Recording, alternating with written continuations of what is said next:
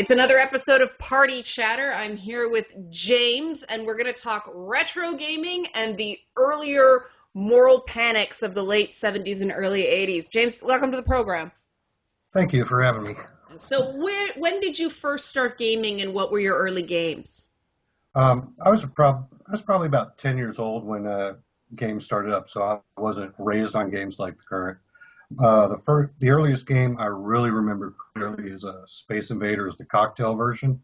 Oh, Um, the side by side, like the ones where players faced each other. Correct. Yeah, And when it would flip between players, the whole screen would flip. yeah. So that was really the clear memory. And then I remember going to arcades as well right after that, and that was kind of like Las Vegas for kids. Um, Lots of flash, no sex and drugs, but very, very social environment. Those are the big ones I remember. My my first console was an Atari 2600, Yeah, that's circa my 1980. console. Yeah, that's my console. That's sort Uh, of they say all gamers have a golden age. That's my golden age. I remember that console vividly. I mean, the Commodore 64, yes, the ColecoVision, the Intellivision, stuff like that. But the Atari 2600 to me is just still magic. um, what's incredible is they now have the joystick, which has tons of preloaded games. Oh, Um, cool. The one you just plug into the yep, ports on your TV. Does that's the that one. does that work very well? I felt it. I never felt like those controlled very well, the emulator games. Um, it did fairly well. Right. It did for adventure and things like that. Of course, Pac-Man asteroids were all crap on the 2600 Yeah, anyway, but yeah. So that arcade culture, I mean, that's something that a lot of people gaming now are too young to remember. I mhm. remember it, and I mean that puts me in a very different headspace than people now because I mean arcades were sort of teenagers, it was sort of an acceptable date night destination. There were those games for men, there were games for women, they were sort of side by side, and I personally remember it. There were sort of the teenage guys, and it did skew more male, but there were definitely women there. What are your recollections of sort of the social aspects of arcade culture? I remember seventh grade getting dropped off by my parents with a pocket full of quarters and just tons of people. It was a huge social event.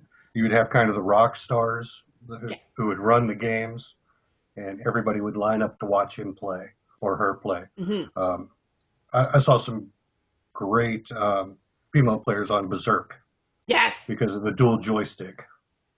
Um, I hated the fighter games because I just used to get my ass kicked. So Oh, um, the one with the white ninja and the red ninja. I'm blanking on the name of it right now. Is that that the one? that would be the one. Yeah. That was Kick, hard. kick, punch. That That's was it. right. That's right. Yeah.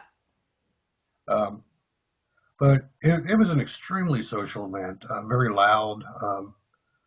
It, like I was saying earlier, it was a lot like slot machines Hmm. for kids. You dump your quarter in and you get a prize. And your prize is 5, 10 minutes on the machine to just run it. Right. Yeah. And it was that, that feeling of being drawn in by a machine. I mean, it was very much like slot machines in that they're trying to tempt you over to put that quarter in. It's a different transaction, so to speak, in an arcade because it is limited play. And I mean, they deliberately designed them back then to sort of arc in difficulty so that they wanted you to feed more quarters in. And we all sort of accepted that they were there to take our money, but it was still fun. Oh, um, extremely. And like I said, there was always the person who would run the machine, and everybody would line up their quarters to challenge them. Yeah. Even if you weren't playing single player, you had the champion to beat. So you did that And thing where nothing, you put the quarter down to save your spot, like you're up that next. Yeah, that was it. yeah, And yeah, and nothing beat being able to put your initials in the top 10. yeah. The original leaderboards. That's it. You were Yeah, famous until someone knocked you off. yeah. Now, were you into pinball at all at the same time? I was into pinball. Even before arcades, Right. pinballs have been around forever.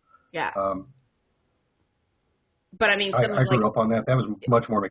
I did the more mechanical, the older school ones with the actual flipping dial, score dial. oh wow, you're going back quite the old, what was that company? I know the ones you're talking about. They were almost analog machines. They, yes, they were. Yeah, yeah, yeah. They had digital displays eventually, but yeah, all the workings, the inner workings were analog. What company was that? Um, I, because I mean, some of the great machines of the early 70s were analog pinball machines. hmm And we had one at a pizza parlor. Of course, there was the trick if you hit the reset button and timed it right, you got the 99 free credits. Yeah, So yeah, the early exploits of yeah, yeah, of the precursors. I mean, those are the things that video games sort of I'm old enough to remember watching, it was a ton of pinball and then they might have Space Invaders, Pac-Man, and then maybe Missile Command. And slowly more and more coin op arcade units started coming in the cabinets, and fewer pinball machines would be at either the local arcade or the drive-in back in the days when drive-ins were oh, prevalent, and even like local convenience stores or sometimes a restaurant would have a pinball machine, and then a Space Invaders or a hmm Pac-Man as well. Do you have similar memories regarding sort of the evolution, the changeover? I do, and I think a lot of it had to do with space. Yeah. Pinball machines are huge. You can get a standing game console, and it takes a lot less space. So you can put two of them back to back in the same space. You run up twice the quarters. Yeah, and you don't have to worry about it tilting a game console. Oh, sorry, Uh, a cabinet. Yeah. Yeah. Do you remember the screen burn that on the? We're having some connection issues here. Do you remember those very old game systems where you could see the screen burn from the high score screen? the CRTs, yeah. Yeah, yeah, yeah, yeah, yeah, yeah. Do people still remember CRTs and tubes? That I uh, Yeah, that's a good question. I think yes, they probably were still around. There were some there were still some in the early 90s, so I think that sort of the average hardcore gamer now might still remember the cathode ray tube machine, the TVs. But when did you change in sort of your thinking from this is something I do, like, hey, I play games in local arcade, to the idea of you being a gamer? I think when I got my Atari, and it was an alternative to spending a bunch of quarters. I could spend, I think it was $9, $19 for a cartridge, and you still had the social aspect. You would bring your friend over, stay the night, play two player, be able to call each other out when Yeah. you rolled the scores. Um, so at that point, I realized I love the games. It was a great way to escape, and I think everybody needs that, especially a younger person. Um, so that at that point is when I went, yeah, I think I really like this, and I went, well, I've been doing it for gosh, 35 years, so quite a while. Now, one of the things I said we're going to talk about is the moral panics, and obviously the first moral panic I remember was first was it first edition Dungeons and Dragons, or was it Advanced Dungeons and Dragons, where it became this big oh my god, it's ruining our kids' minds because of the lawful evil description that involved Hitler, and then the witchcraft stuff. That's the first Oh, there, moral panic I remember. Do you remember that one? I do. That was roughly 1978, 79. The MIT steam tunnels where the person had attempted to commit suicide, and they blamed it on the Dungeons and Dragons, and of course they made the book Mazes and Monsters, made a TV movie, Tom Hanks' early role, um, and that kind of fed into it. And then there were other things which you got the Christian Coalition and those others saying devil worship. yeah, demons and devils represented. Therefore, it inspires demons and devils, magic. Other It was gods, yeah, yeah, they had more of a Greco-Roman god pantheon, not Zeus and Jupiter and all that stuff, but it was Mithra and Lathander and Torm and all those guys, and yeah, I remember that quite vividly. I remember it was sixth grade, and our teacher let us play Dungeons and Dragons as part of a creative writing exercise, and he didn't say anything all year while we were doing this. And of course, like at the end of the week, every other kid handed in one page. We were like, there were three of us, and we'd hand in this stack, like 2 inches, boom, on the teacher's desk. So the guy was, clever for saying yes, letting us do that. But I remember at the end of the year, old military guy, right? Like he still swayed when he stood at the front of the mm-hmm. class, like they do to save their feet. And everybody was terrified of him. He made you do push-ups if you were bad or run laps, like back in the days where mild corporal punishment was still allowed. And he just said to me, I Mm-hmm. remember, and he's, what do you really think about this Dungeons and Dragons? And I was, it's like just words coming out a mile a minute. I was a pretty shy kid, so for me to say that much at a crack was a big deal. And he kind of, I remember he sort of got slightly taller and backed away a little bit more, and he was like, okay. And I got the sense he was sussing out whether I was doing it because I had a legitimate interest or I was doing it to try to sort of endear myself to these two other boys I was playing with. And that was not in Mm-hmm. my that was not in my perspective at the time. To me, it was just this amazing thing that you could tell your own stories. And that was before things got really complicated. I mean, back then, it wasn't even three books back then. It was one book, right? One master set, Yep. no character classes. It was strictly halfling, elf. Elves were the same thing as Oh, you're rangers, which talking came on first later. ed. Yeah. Oh yeah, way Yeah. back in first edition Yeah, is yeah. when I started. Elves were almost a quasi class as opposed to a race in first edition. That was interesting because I mean the one I started with mostly was second edition AD&D. And by that point there were some classes and we had the five races. I think you could play half orcs by that point, but it wasn't like the explosion of options that we have now. But yeah, this was considered demonic, and it was going to warp our minds. And you were somewhat older than me at the time, so what was it like as a young adult to live through that, as opposed to me being a kid who was somewhat aware that parents were concerned, but because Um, our teachers let us do it in school because we weren't stabbing each other like little monsters for real. I think I got really lucky because I talked to other people of sort of the same vintage, and they're like, no, we had to sneak around, we were not allowed to play it. So what were your experiences? my mom was pretty liberal with me, Okay. and she always encouraged us to read, to imagine, to do our own things. Other parents' moms, not so much. They would have to come over with me, um, over to our house, and we would have a weekend of it.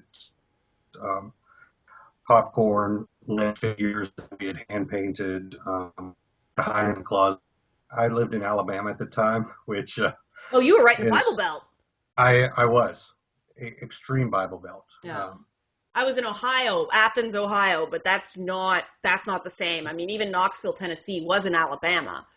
No, at the time you still had a lot of racism as well, so it was an extremely conservative area.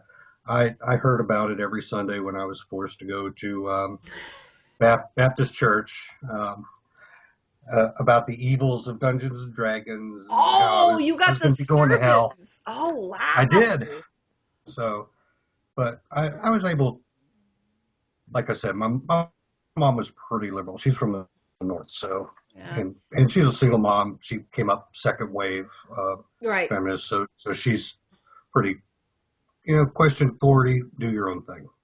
Now, the question of race came up. I mean, I know I attribute sort of my progressive attitudes towards people who are different to those ideas that, you picked your race and that mattered. And, part of the Dungeons and Dragons lore was, sort of extended Tolkien, that there were these factional things, and the elves and dwarves didn't really like each other. And if you got into Ravenloft, it was, oh God, if you weren't a human, it was really hard times for your character.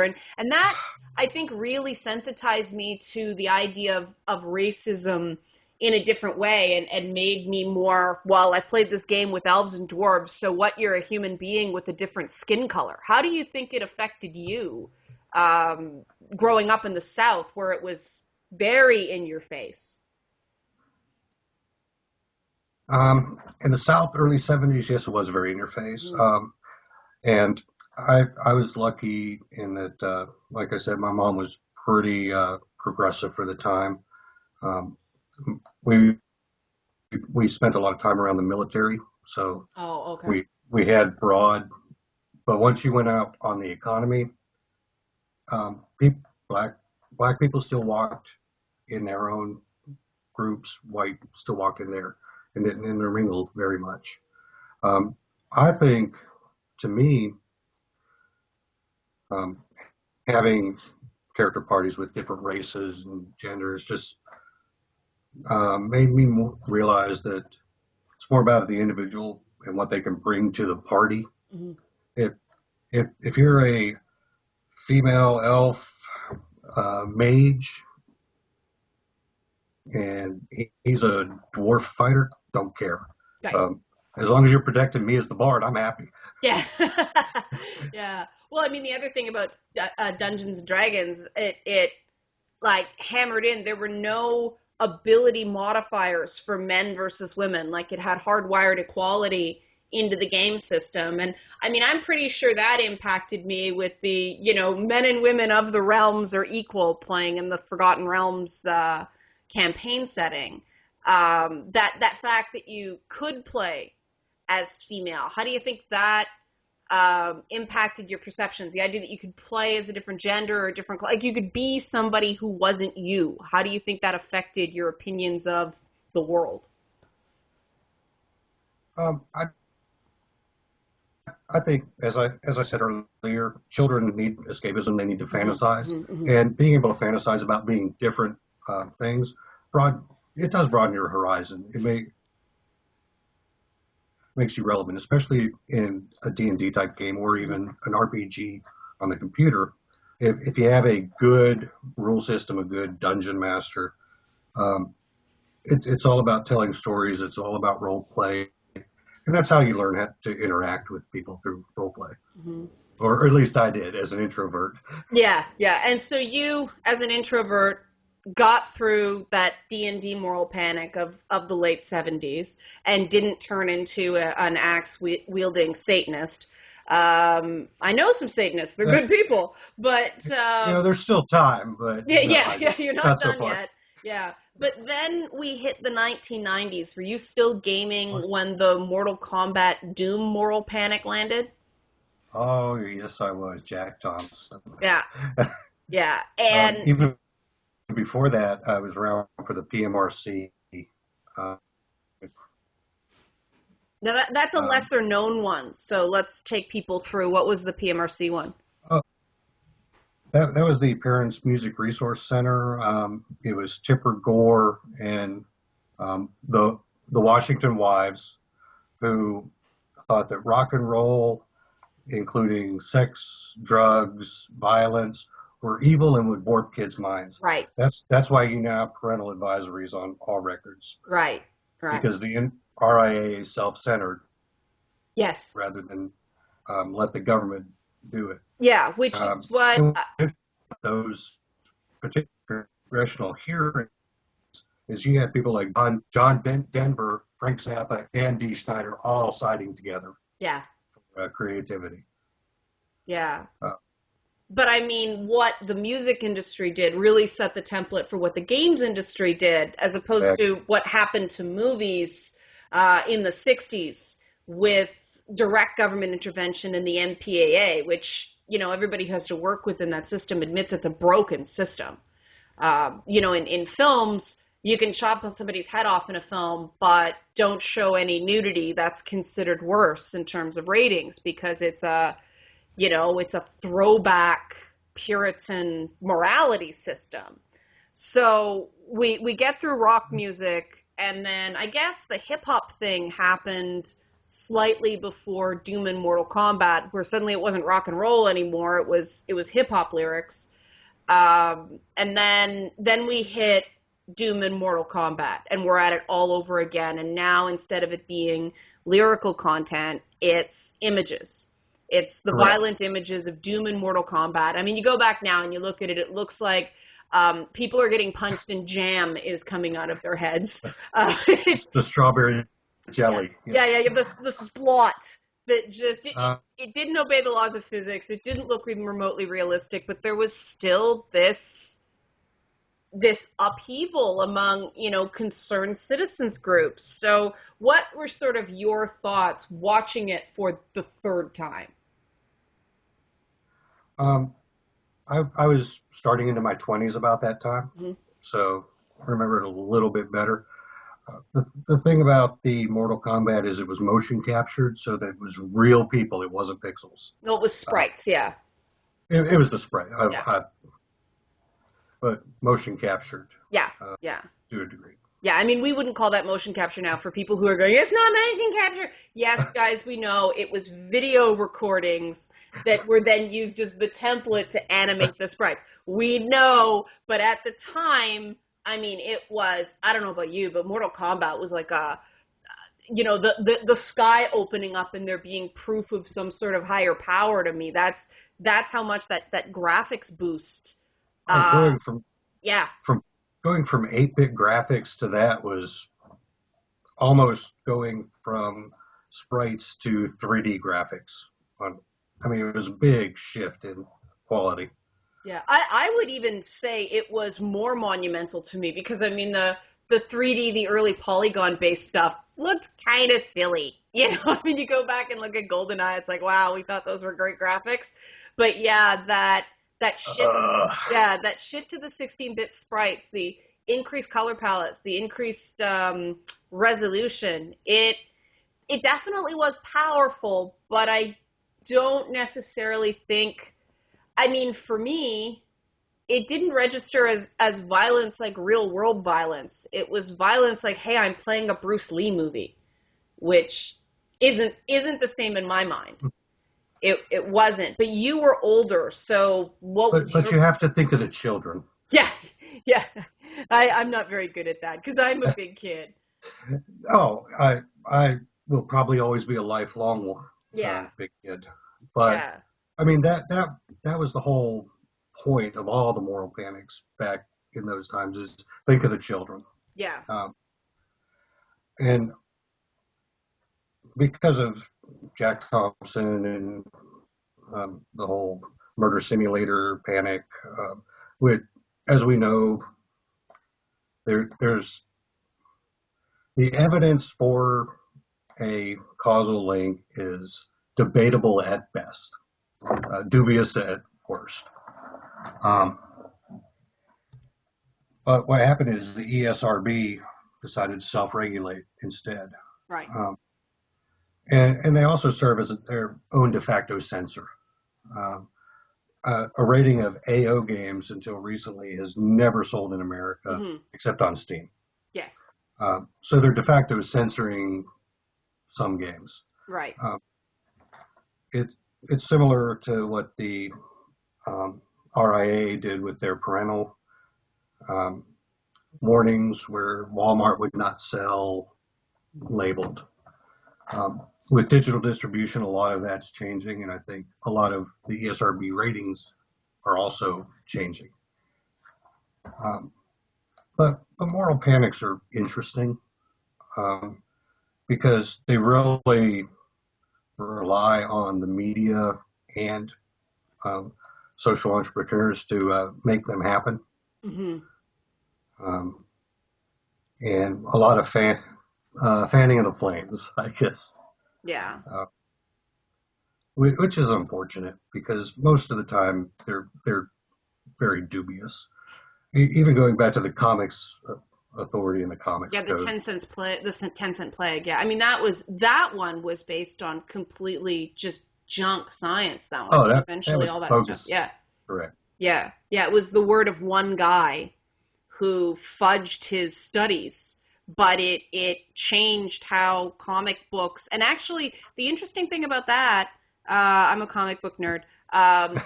It took the diversity out of comic books for a really long time because one of the things that was censored in comic books at that time was the depiction of African Americans.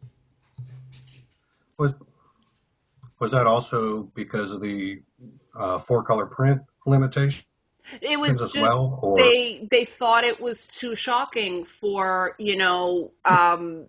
more sensitive people to have to see black people in stories. It was the strangest thing. I have trouble understanding the justification for it because it seems so foreign to modern day sentiments. But there was a very famous comic. It was an EC comic, I think it was, but it was a spaceman, uh, and he took the helmet off, and he was a black man, and that was like freak out, like grounds for freak out back then because it was pre-authority, so it would have been the 40s. I I'm a big old comics nerd. I have a bunch of EC reprints down in my basement, so Yeah, um, yeah. yeah, that essentially killed those types. No horror, no depiction of horror, no Crime terror. comics, yeah. And I'm just glad Marvel and finally DC abandoned the code. And I'm wondering how long it's going to take for the other codes like the MPAA to go away as well. That I think with digital distribution, it's becoming outmoded. Well, yeah, I mean, you're starting to see different versions of films get cut. I mean, Batman versus Superman is sort of a watershed in that the theatrical release is PG-13, but then they've got a rated R digital version. It's a different cut for the same What's film. interesting, they did that in the 70s as well. Hmm. Saturday Night Fever had two versions, Yeah, the PG and also Excalibur yeah. had PG and R. Well, I mean that was the thing about Night of the Living Dead is it got in right before the MPAA. And so, I mean, it sounds so strange right now, but a whole bunch of like young and teenagers funneled into this movie and came out traumatized. Like I say the original Resident Evil on the PlayStation 1 is the Night of the Living Dead of video games because that was before it snuck in right before the ratings came in, and nobody who played that game had any idea what we were getting in for. It was like by the third day of playing it, you were seeing those hunters jump at you, and it was a terrifying experience. But and this is one of the things I wanted to ask specifically you about because you've been through a few waves of Mm-hmm. these, and you're older and wiser, and you've got more life experience I don't behind know you. about I knew wiser. I knew you were gonna laugh at that. Back me up here, James. Oh, okay, I But you've come through these, and you've come through multiple waves of people saying the sky is falling, and it's going to corrupt our children, and the think of the children narrative, and you're here, and you're a decent human being, and all that stuff. So, how do you feel about the idea that shocks to the system in controlled settings, like the original Mortal Kombat, like Doom, like that experience with Resident Evil, they're good for you, I think, personally, in the long run, to yeah. have those things that you have to sort of get scared and find a way to deal with it, to get past the scary stuff as a kid in a safe way. What are your thoughts on that? I think those kind of games in particular are the modern day fairy tales. Hmm. The modern day Little Red Riding Hood, Hansel and Gretel. Um, do they serve as a warning? I don't know, but they do teach people that sometimes life's not fair, and you adapt and you overcome. Sometimes bad things happen, and you accept and move on. Hmm. And they're doing some really good things with video games to help PTSD people, Oh yeah. um, sufferers. They have a Afghan simulator Yeah. in a controlled setting in exposure therapy. Yeah. So that may be a totally different topic than I did a kids whole being exposed. multi-part series on this. Yeah, they've got Afghanistan, they've got Iraq, they're working on Vietnam. Korea's sort of on the back burner, but there was talk about doing that. But yeah, and now they're apparently working on stuff for um, well, civilian situations, but it's not that. It's for sexual trauma within the military because they found that those scenarios happened on bases and they actually didn't have the assets. And it was fascinating. And I hear this stuff and it's like, this is the power of video games. But Yes. why do you think the mainstream media is not learning from these wave upon wave upon wave of moral panic that always ends up being overblown? Society always eventually evolves past them and realizes that there is a healthy way to be exposed to difficult things. Like, why do you think the media never learns? Do you want me to be glib or do you want me to Okay, answer seriously? give me the glib answer and get it out of your system because that's fun, and then give me the serious answer. Media is stupid. Okay, good Is the glib. answer, good glib answer. Now, what's the more involved one? The more involved one is, honestly, sensationalism sells. Okay. You've heard the old "if it bleeds, it leads." As long as you can keep fanning the flames of a controversy as long as possible, Hmm. um, it it may be a more of a product of the 24/7 news cycle and the ubiquitous social media that keeps it going, and that may be why other ones burned out faster than the current one is. But good news is just not as popular as bad news. What previously was a local event is now a national event. What was national is now global. Um, Fear sells, tragedy sells. Hmm. And as long as you can do something safe, um, like the controversy around this moral panic, it's a fairly safe controversy. Yeah. Um, and in the end, it's nothing that is going to annihilate the world. Um, And yet at the same time, I think that like the fear that I'm getting from people is it's going to annihilate their own personal worlds. Like you said, escapism is important for early development, like late childhood, early adolescent development. It's super important to have your own little world. And it sounds to me like people are afraid that they're going to have that taken away, and now with kids being supervised 24/7 and not being able to walk to school on their own or go to the park on their own. Remember those things we did as kids and we didn't end up oh, dead? Yeah, you can't do that anymore. I And got a bunch of scars, but yeah, I'm got all my fingers and toes. yeah, I mean, I had skin knees constantly as a kid, and I think about that now. It's like, wow, because I was always up a tree or down a hole. Hmm. And so it was like my knees were always skinned. I was always covered in bruises. And I think Dad's like, man, if a kid showed up to school like that today, children's aid would be called. Yes.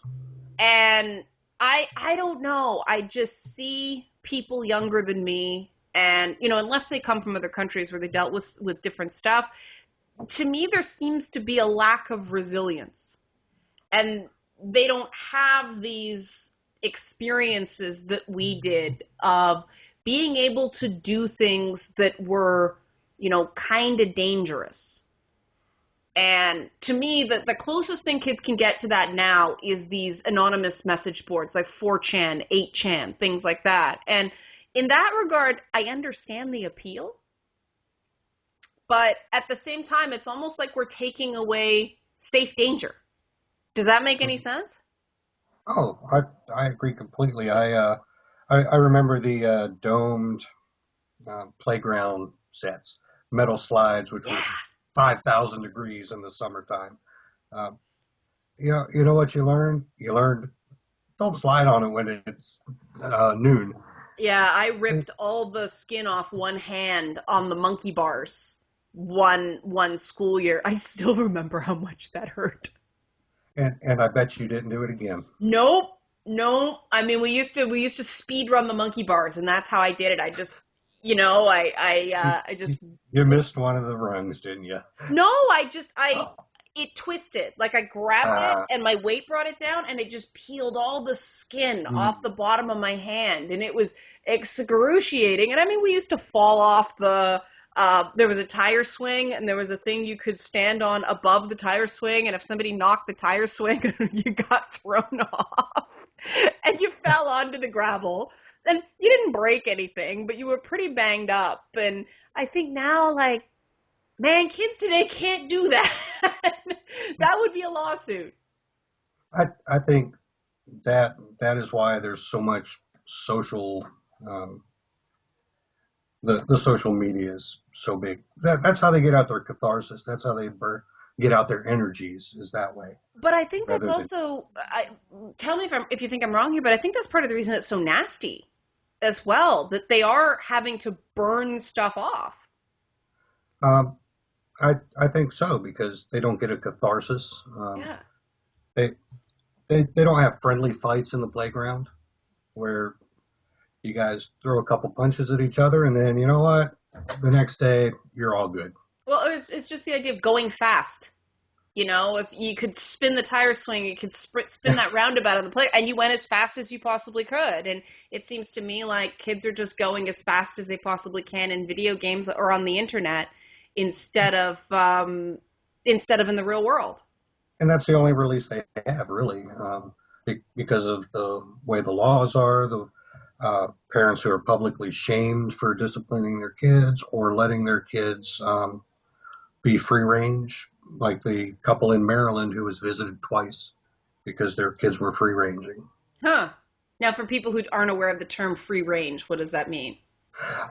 That is when parents allow their kids a certain amount of freedom based on their level of maturity. They can walk to and from certain places. They can go out in the yard unsupervised. Um, So basically, and the things that we did as kids all the time. what we did as kids all the time. Yeah. Um, Yeah. And how do you feel like, because people, this is something I struggle with now. There's definitely a correlation between the rise of video games and the decrease of childhood activity. But that doesn't mean it's causal. And I think that it has more to do with the fact that we could go to the park alone. We could walk to the store alone. You know, we could just take our bikes and ride around the neighborhood. And now we have these play dates that just creep me out personally. I mean, I've tried to take, my oh, don't friends' tell my kids, maybe. wife that.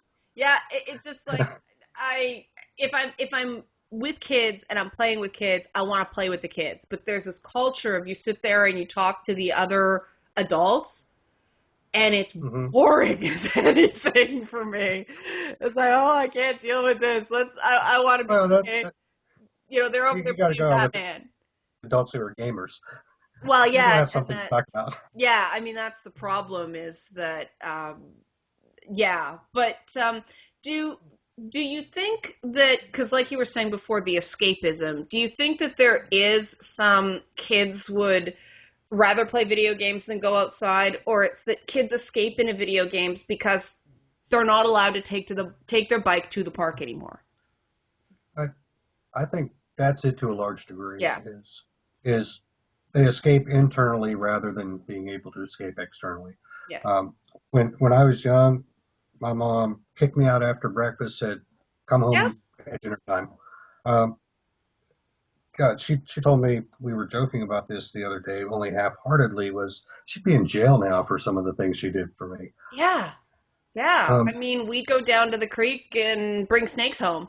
Would freak my mother out. Like, could you imagine that now? Animal control would be called, child services would be called. Like, so what kids are doing now is that is their catharsis. yeah, Um, it, are they're being raised nowadays smarter.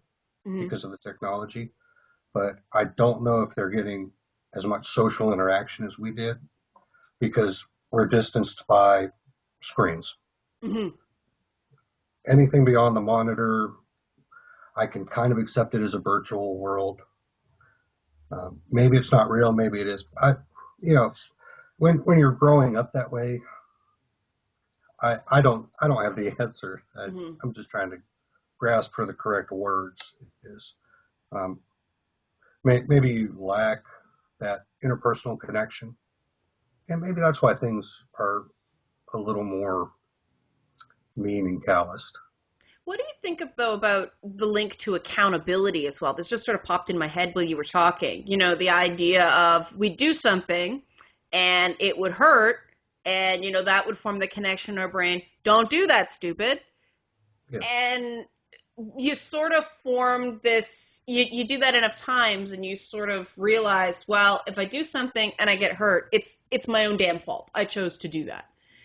Do you think that this sort of accountability issue that we're seeing now in many areas of life, do you think that's connected to the lack of experimentation that we had as kids, and the dreaded word millennials didn't have? I think to a large degree, it's we were socialized differently. Okay. Um,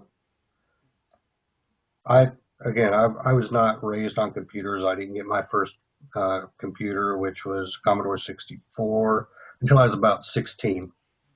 Um, I wasn't on the internet until I was like 93, so I was 24, and Yes. that was AOL. Yep. And AOL was the ultimate internet safe space. If, for anybody who doesn't remember, Yeah, because it was so corridored. yes. Yeah. Um, After that, I went to another pay service, got my Netscape Navigator, and Yeah. never looked back on the internet. Uh, Magellan. it it just went into the wide, scary internet and just never came back. Yeah. Uh, but again, I was socialized to relate interpersonally before I was socialized to interrelate via screen. Right. No, I Um, mean, I think there's plenty of socialization that we can still do. I think people just aren't doing it. um, a lot of that is people are working damn hard just to make enough money. They they can afford public school. Public schools have, in the U.S. anyway, Hmm. have kind of become placeholder where you teach the common denominator. Yeah, They, you guys have that common core, that very strange. Yeah, uh, yeah. yeah, When an engineer friend of mine couldn't help his friend's kid do common core, yeah, there's a problem. yeah. But I mean, that's part of it. Part of it is they're not teaching whole children. Budgets are going down, so they're not teaching the arts um, or any of that. So what they're doing is focusing strictly on English, math, Hmm. the cores, um, and they're not teaching whole people. They're not teaching citizenship as much that Hmm. I'm aware of. Uh, And yet, if you think about the popular video games, that's all in there. I it mean, is.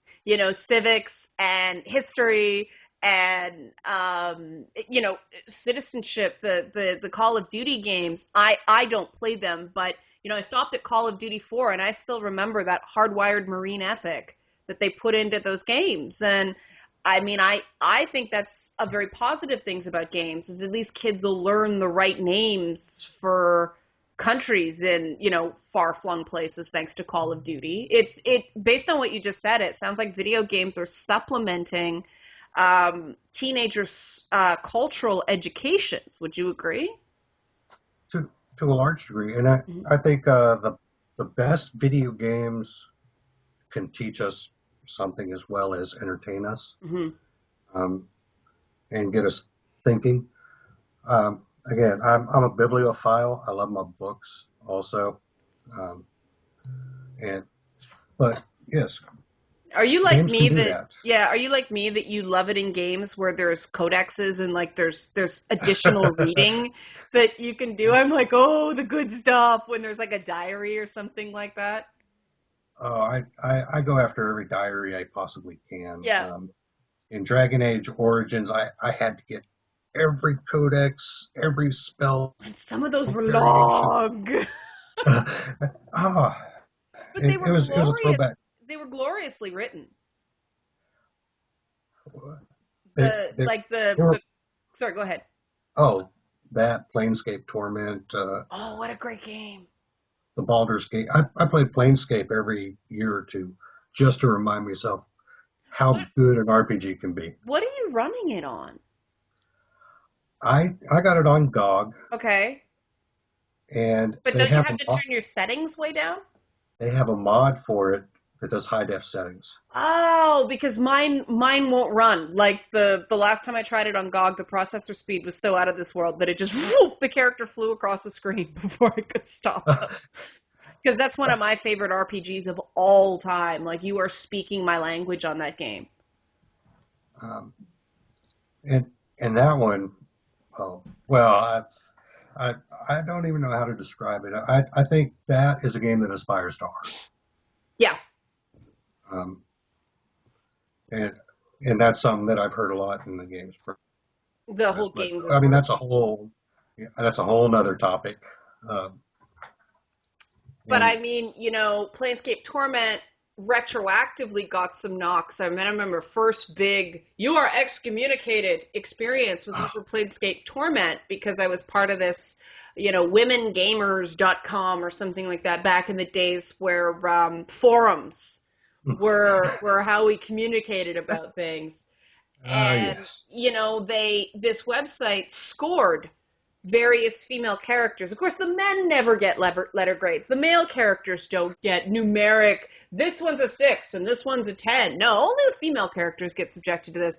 But they scored Anna lower than Fall from Grace because of her outfit. And the fact they oh, actually said she was, a busty redhead. And so I wrote on the forums, like, as a busty redhead, what do you mean you docked points for that? That escalated quickly, and I was I, persona non grata. But I that, I always thought she was a tiefling, but well, she was. I mean, they said in game she wore that sort of shredded outfit because she found clothes hot because she wasn't she human.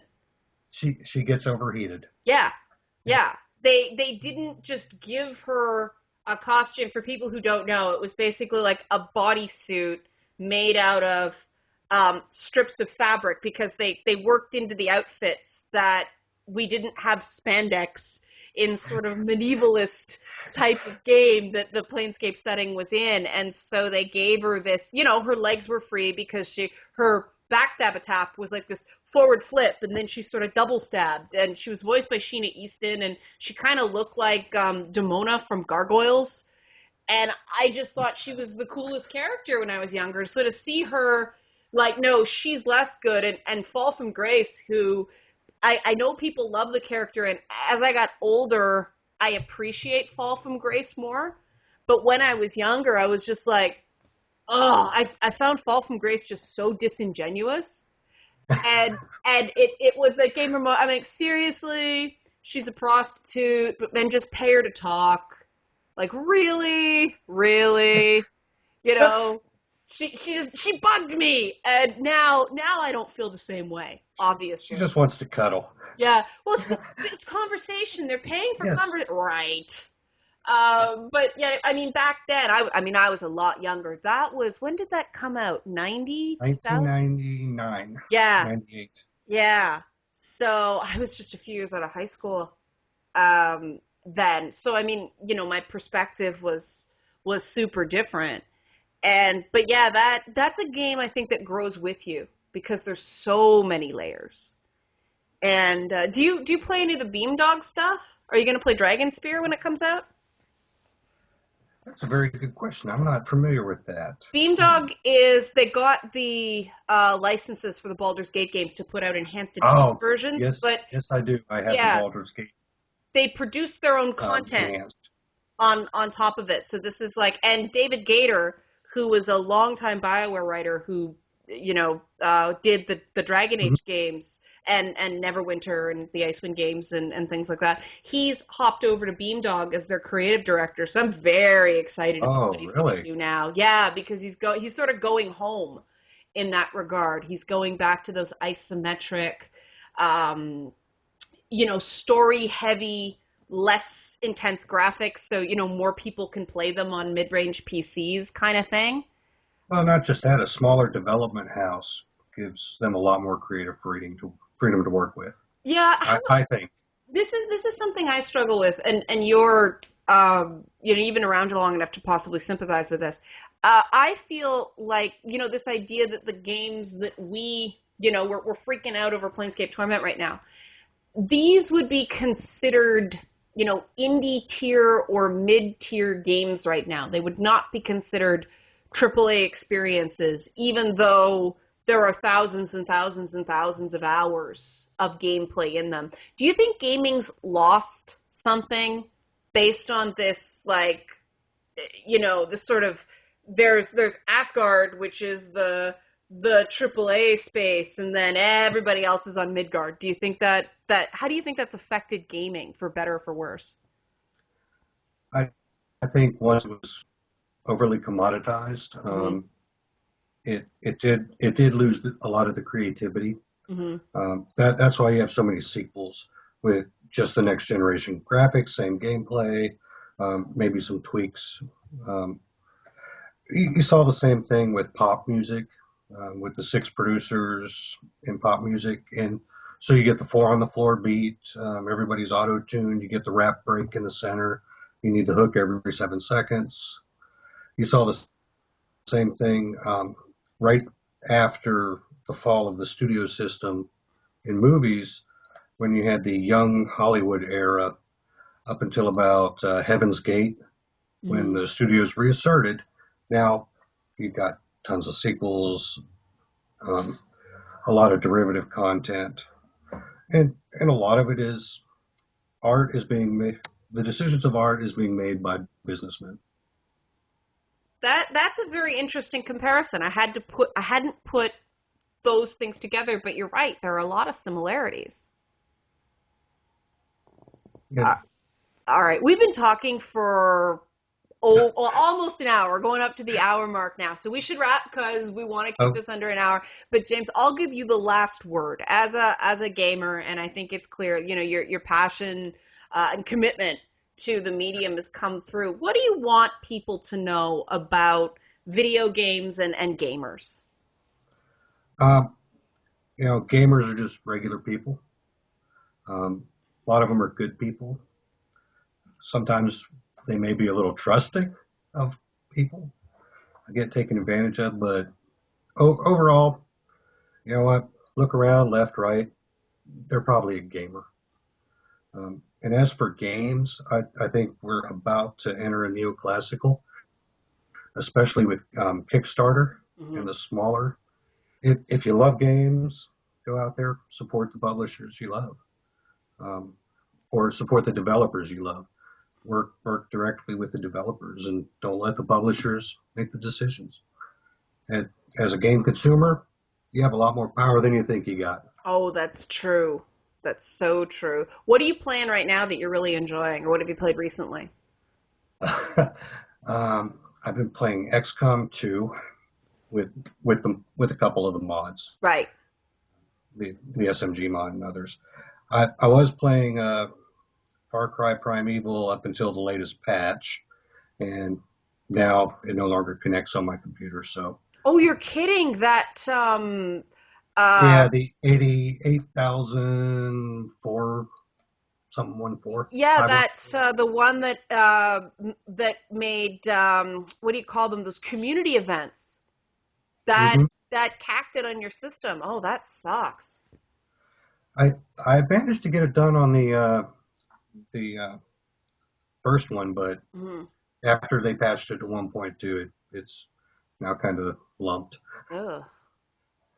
Uh, it happens. I mean, that's the gaming.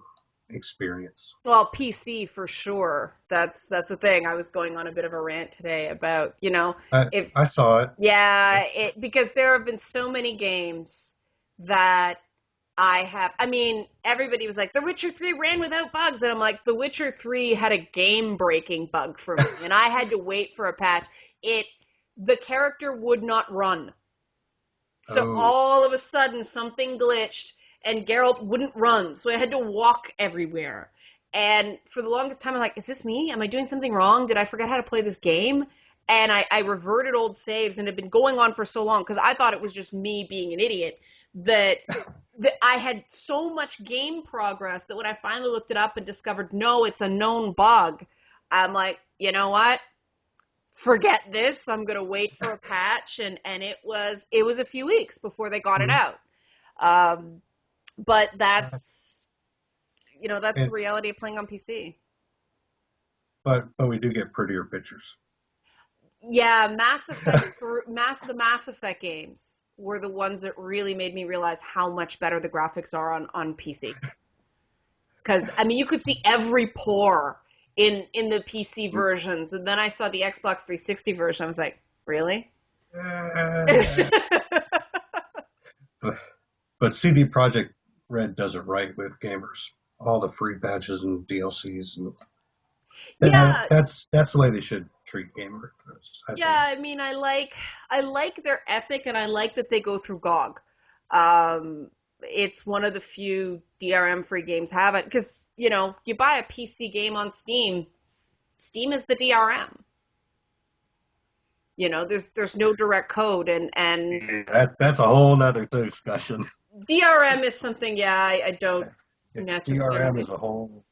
Yeah, but I mean, we're from the shareware generation. Do you remember that? Where you could copy the game free, and then if you wanted to, you could mail money to the I, developer. I remember getting Doom, putting it on every computer in our office, playing it by LAN, the freeware, Yeah. Oh, the and first and few bogging levels. down our network. Oh, you did that? Yes. That was apparently a scourge. Microsoft was apparently like crippled by Doom because so many people were playing it on work computers because home PCs weren't nearly as prevalent back then. Windows 3.11. Yeah, with the toaster screensaver. Yes, it Yeah. was. Flying toasters. So all the 20 something gamers are like, what are they talking about? What toasters? What is it? Nyan Cat? It's kind of like Nyan Cat, guys. The flying toasters. Oh, I feel old. I feel awesome. It's like we are the bearers of history, James. But I hope you Uh, guys enjoyed this walk down memory lane, and it gave you some perspective about sort of the current stuff going on in gaming right now. We didn't talk about the current stuff because I figure everybody knows that. I wanted to get you on to talk as somebody who's sort of this has all happened before, this will all happen again, because I know that's where I'm at with a lot of it. Do you still have concerns about what's happening now? I I think the largest concern I have is again the ubiquity of social media is keeping the flames fanned, Hmm. um, and I think there's a lot of opportunism going on with it at this point, and I just don't want to see gamers played. I'm hearing that from a lot of people. I share that concern. I know I sit back and there have been a few wrecks I've sort of watched coming, but there's nothing you can do about it if people won't take the warning. Um, and that's unfortunate. Mhm. Sometimes you feel like Cassandra at the walls, Yeah, but yeah, for sure. Yeah, you feel like that guy who, in the video game that something's bad and you go in, you try to warn them, but you're just too late. You watch the thing blow up and that's ends the tutorial level and then you're into the main game. yes. Yeah. Well, I think this is the big tutorial for a lot of people, but I've already had my tutorial back in D&D days. What a great way to frame it. I think you're right. I think that's an excellent analogy. Um, if if anything, maybe some of the older gamers can give a hint guide kind of like Volio's Guide to Yeah. the Forgotten Realms. Oh, now Uh, you're speaking my language again. Loved those but things. but ultimately, they have to play the tutorial for themselves. Yeah, they have to learn the system and make their mistakes. Cast Uh, haste first, not um, magic missile. yes, Yeah. Yeah. Those things you learn. Cast your buffs first. Don't go on offense. correct. That's actually a good metaphor for a lot of discussions about these things too. Um, well, like I said, I hope I'm amusing at least, if not informative. Well, I think you were very informative, James. Thanks for your time. Thank you.